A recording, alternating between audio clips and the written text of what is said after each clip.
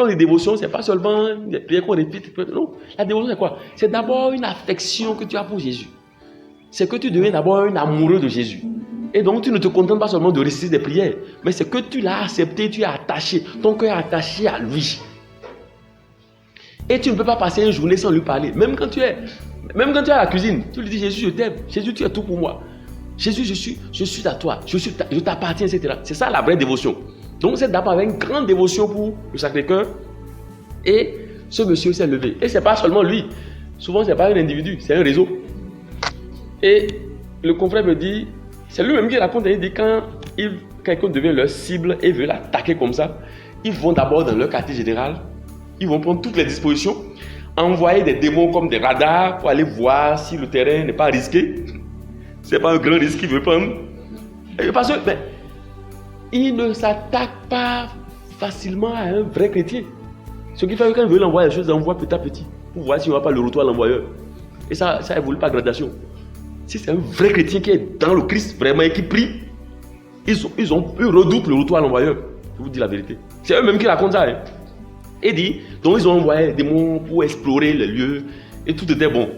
Donc le terrain est conquis. Lui, la nuit, en esprit, il s'envole et voulait entrer dans le bâtiment. Quand il voulait entrer dans le bâtiment, qu'est-ce qu'il voit? Il voit Jésus, c'est-à-dire le visage de Jésus et du Sacré-Cœur de Jésus.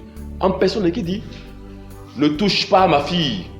Donc il vient dans un sens comme ça, il le voit, il peut remplir cette salle-là. Et comme ils sont obstinés, ils croient qu'ils sont tout puissants, il est passé par un autre côté. Il voit encore le même, il dit, je te dis de ne pas toucher à ma fille. Il s'obstine encore, il va encore de l'autre côté, la troisième fois. Il dit, tu n'entends pas, il dit, ne touche pas à ma fille. Il va, il revient encore par le quatrième côté, là il a vu un feu. Et là, quand il voit le feu commence à disparaître, la tête commence à sortir encore, là, il est allé directement à la maison. En temps normal, c'est qu'il devait aller au quartier général pour aller rendre compte. Il est allé directement à la maison. Le lendemain, il va voir un ami à lui qui est chrétien catholique. Il lui a dit, amène-moi chez votre prêtre. Je vais aller voir votre prêtre. Et il dit, dans ton semaine, je vais sortir. Il dit, mais tu vas sortir d'où? Et c'est là où il lui avoue qu'il était sorcier. Il dit, ah, ça là, mon curé ne peut pas gérer ça, il veut t'amener chez un exorciste, un prêtre exorciste. Il l'a amené chez le père Pamphile Fanou, qui a cassé tout ça, il a brisé, cassé tout ce pouvoir maléfique là. Et lui-même a rendu témoignage au cours d'un Jéricho. Oui. Ah oui, mais c'est ça le pouvoir. La pauvre dame dormait tranquillement. Elle ne peut même pas imaginer ce qui se joue contre elle, ce qui se joue autour d'elle. Mais Jésus était là. C'est-à-dire, vous voyez, ces gens-là, ils minimisent tellement leur Dieu. C'est-à-dire, quand il a vu ça, il a vu que c'est vraiment un Dieu vivant. Et non seulement vivant, mais agissant. Il a vu que, lui n'a jamais pensé que le Dieu des chrétiens était si puissant. Il a lâché tout en même temps. Il est devenu chrétien. Mais est-ce que toi, tu crois que c'est Dieu vivant et vrai? Non. Que l'Esprit Saint nous vienne en aide. Nous-mêmes chrétiens, on minimise Jésus. Encore une fois, je dis, c'est peut-être pas notre faute. C'est peut-être la faute de ceux qui nous ont annoncé l'évangile. Comment on nous a annoncé l'évangile au point où on minimise le Fils de Dieu? Le pouvoir que le Père lui a donné, le pouvoir que le Père a donné à Jésus, je ne sais pas à quoi vous allez comparer ça. Qui? Mais lisez Éphésiens 1, vous allez voir ce que Saint Paul dit. Il dit, le Père l'a placé au-dessus de tout. Il est au-dessus des puissances, des principautés, des vertus, des seigneuries, de tout ce qui se pourra nommer non seulement dans ce siècle-ci, même dans le siècle à venir. Donc même, quelle que soit la forme que ces puissances vont prendre au cours des siècles, tout ça là, c'est sous les pieds de Jésus. Donc quand tu es attaché à la personne de Jésus, tout cela est sous tes pieds. Tout cela est sous tes pieds. Donc l'enjeu, c'est la relation à Jésus-Christ. Plus tu es attaché à lui, plus il te remplit de son esprit, la puissance de son esprit. En sorte que quelqu'un commet l'erreur de se lever contre toi là, il peut tomber. Un confrère dans un village m'a dit tout récemment, il m'a dit, mais c'est un village, je ne savais pas que ce village là, c'est pas les gens là, ce village, vous êtes bien enraciné là, avec toutes les pratiques là autour, toutes les atrocités qui se font autour de ces pratiques-là.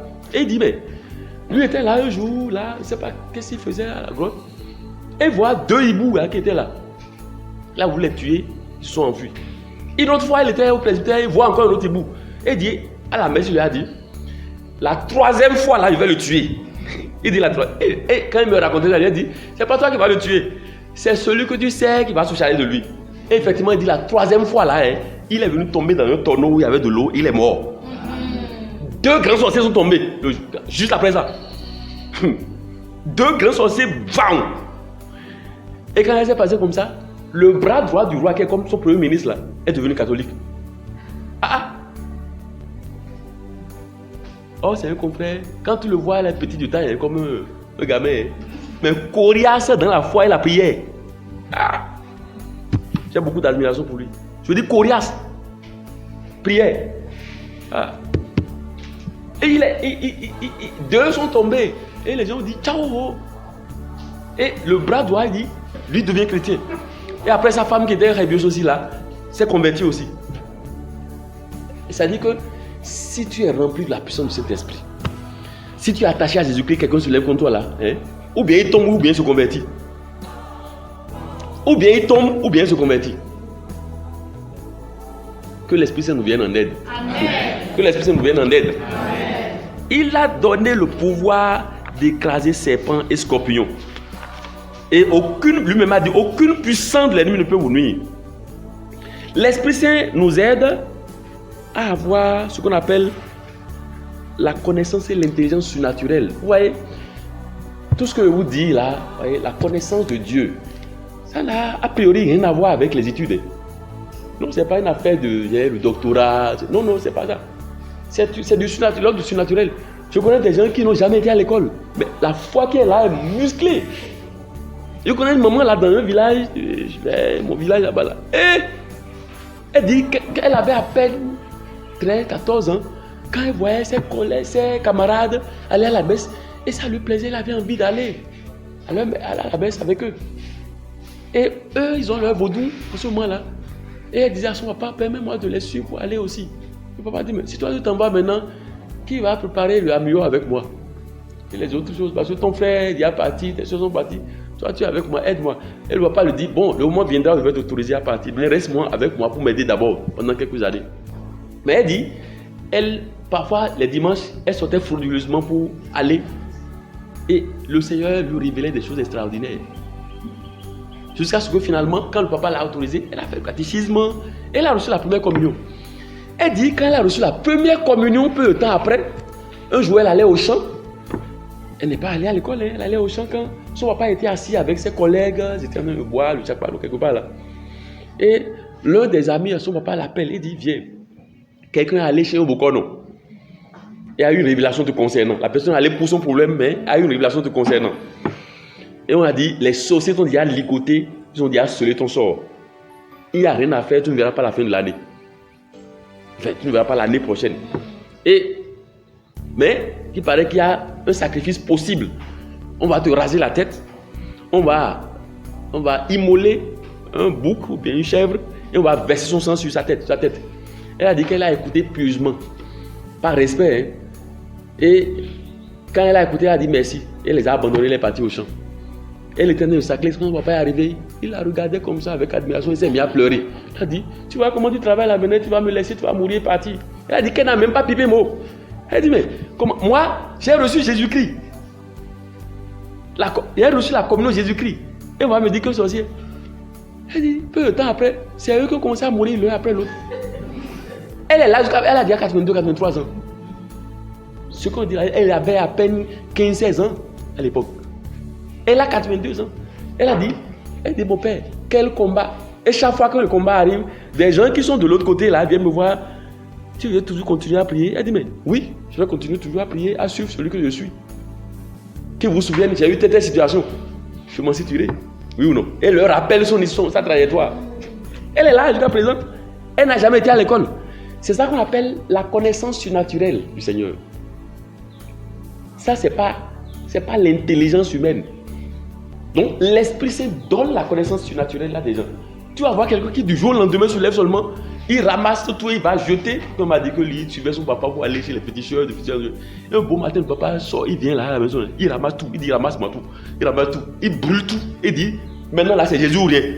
Il dit le petit a dit, il a regardé, il a dit, je te dis que c'est moi que tu suivais, non? J'ai dit maintenant tout ça c'est fini. Jusqu'à sa mort. C'est un monsieur qui vient raconter, un grand monsieur qui vient raconter la journée, il dit il y a eu un problème et les gens lui ont dit, bah il a dit mais je suivais mon papa. Il a brûlé tout le beau matin. Qu'est-ce que moi j'ai dit encore dans il dit, il va oublier ça, on connaît tout ce qui est de l'autre côté. C'est ça qu'on appelle la connaissance surnaturelle. Et ça c'est l'Esprit Saint qui fait ce travail-là. Que l'Esprit Saint vous donne la connaissance surnaturelle de Jésus. Jésus ne s'apprend pas comme la mathématique. On n'étudie pas Dieu comme on étudie la biologie, les sciences naturelles. Non. C'est l'Esprit Saint qui te donne cette conviction pour dire c'est lui qui est Seigneur, c'est lui qui a la suprématie. Donne-lui ta vie et tu seras sauvé. Ça, c'est pas une connaissance. Ce qui fait que quand vous voulez prêcher, il faut prêcher dans l'Esprit Saint. Quand je venais hier, bon, après mon rosaire, tout le reste, je n'ai fait que prier en l'Esprit.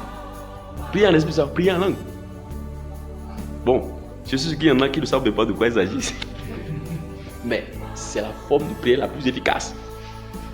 Je vous dis, c'est la forme de prière, parce que c'est en priant en langue que la puissance te remplit. C'est comme si tu bois, tu pries en langue, et autant que possible, ce n'est pas seulement 15 minutes, tu dois apprendre à prier longuement. Des gens disent qu'ils ont prié pendant 7 heures d'affilée, 10 heures d'affilée.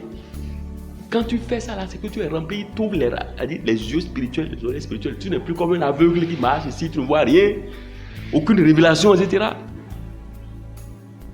Donc, pour prêcher, en sorte que l'Esprit Saint puisse donner l'intelligence surnaturelle à quelqu'un, il faut que tu prêches dans la puissance de cet esprit. C'est lui qui donne l'intelligence surnaturelle. L'Esprit Saint témoigne aussi en faveur des disciples du Christ. Il témoigne comment? Il parle de nous devant le Père en disant n'oublie pas ton enfant là. Ne permets pas que les gens rient de toi en regardant la vie de ton enfant. Ça veut dire quoi? C'est que toi, tu es cohérent dans ta foi. Tu es cohérent dans ta foi et tu as une vraie relation avec lui. Donc il témoigne, c'est-à-dire qu'il parle en ta faveur devant le trône de la gloire, la grâce.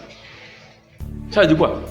C'est qu'il parle plus fort que tout ce qui parle contre toi. Est-ce que vous savez qu'il y a des choses qui parlent contre nous? Ah. On dit la réalité qu'on appelle la réalité des hôtels sataniques. Ça veut dire quoi? Les gens vont faire un sacrifice sur l'hôtel satanique et il y a un esprit qui va te dire telle personne, il appelle ton nom. Tout ce que tu fais là, tu ne réussiras jamais. Tu prends quelque chose, ça te file entre les doigts. Tu vas être toujours malchanceux. Tu ne seras jamais heureux dans ta vie, etc. Donc ça parle contre toi. Mais quand tu as une relation avec l'Esprit Saint, lui parle en ta faveur. Je ne vois pas l'Esprit qui va parler plus fort que l'Esprit Saint. Mais il parle devant le trône de Dieu Tout-Puissant, Créateur des cieux et de la terre, qui a la gouvernance de ce monde. Donc, ce que lui dit est plus fort que tout ce que les gens disent contre toi.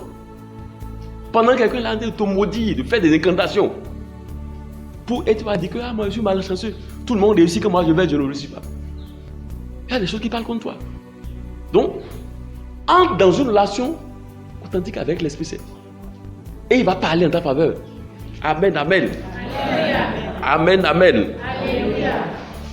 Et le troisième point, donc, la nécessité d'être rempli. Non seulement d'avoir la puissance, mais d'être rempli. C'est-à-dire, il ne suffit pas seulement de l'avoir. Ben, depuis notre baptême, nous l'avons reçu l'Esprit Saint.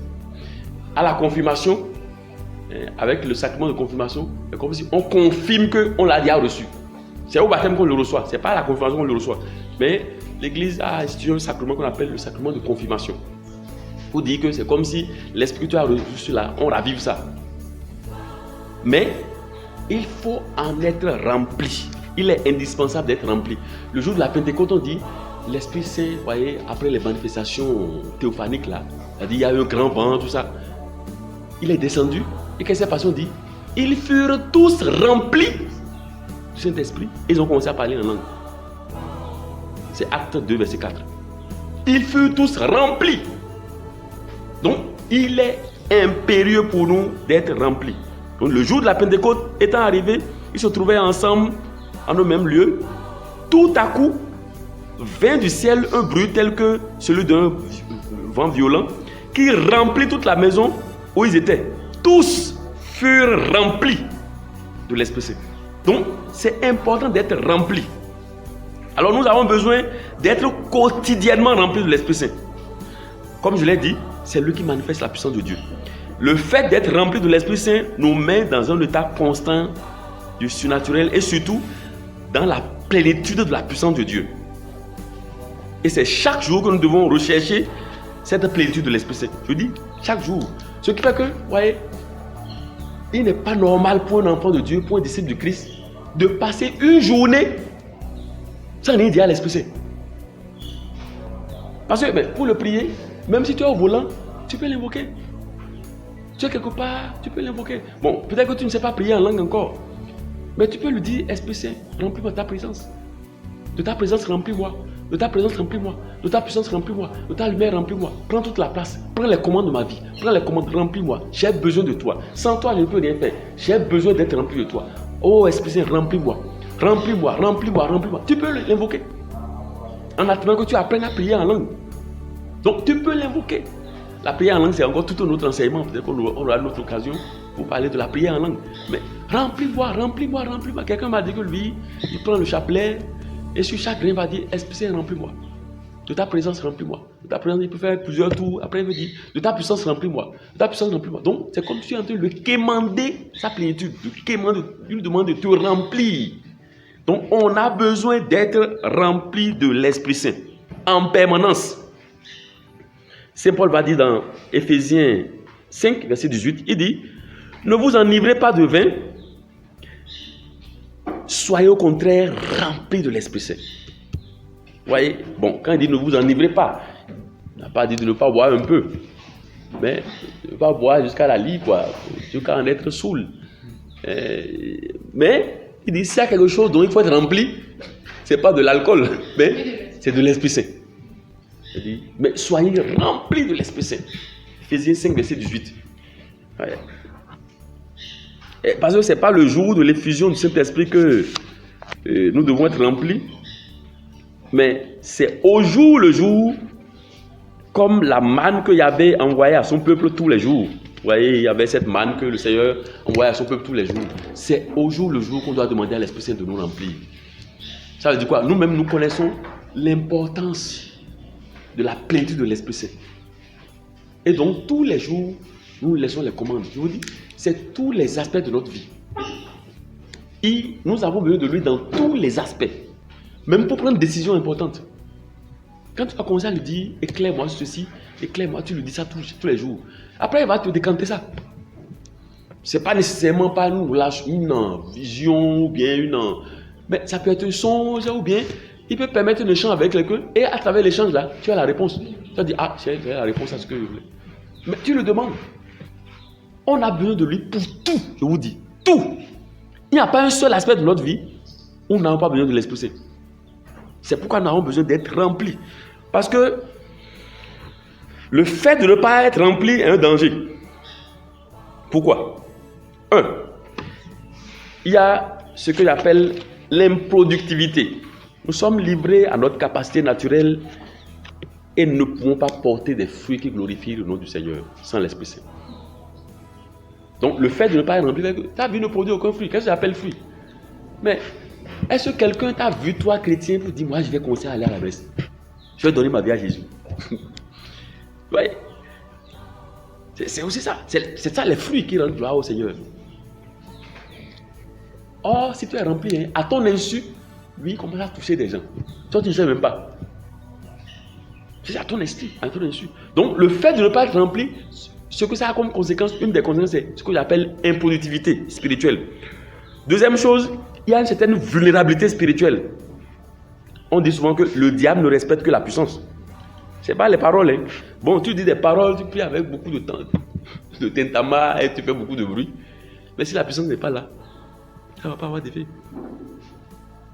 Tu vas prier, il y a des gens, ils ont l'art de prier, c'est très beau, mais s'il n'a pas la puissance, c'est comme si, bon, vous êtes là, voyez, il y a l'installation électrique, mais la puissance électrique n'est pas là. L'Esprit Saint, quelqu'un a comparé ça dans un livre que j'ai lu, il dit, tout est là, l'installation est là. Mais Si on dit le courant n'est pas là, c'est que la puissance n'est pas là. On ne peut rien faire. Mais dès que la puissance arrive, tu peux faire tout. Quand la puissance n'est pas là, il y a ce qu'on appelle la vulnérabilité spirituelle. Et quand je parle de vulnérabilité spirituelle, c'est que ça se manifeste de plusieurs manières. Il y a ce qu'on appelle l'attaque, les attaques spirituelles de ta santé. Tu vas voir des gens qui mangent dans le rêve, dans le sommeil. Tout ce qui entre en toi dans le sommeil est infernal. Je dis, tout ce qui entre en toi dans le sommeil, là, pendant que tu dors, et c'est entré en toi comme ça, ça ne fait pas du bien. Rien de ce qui entre dans ta bouche, dans le sommeil, ne fait du bien. C'est toujours de l'autre monde.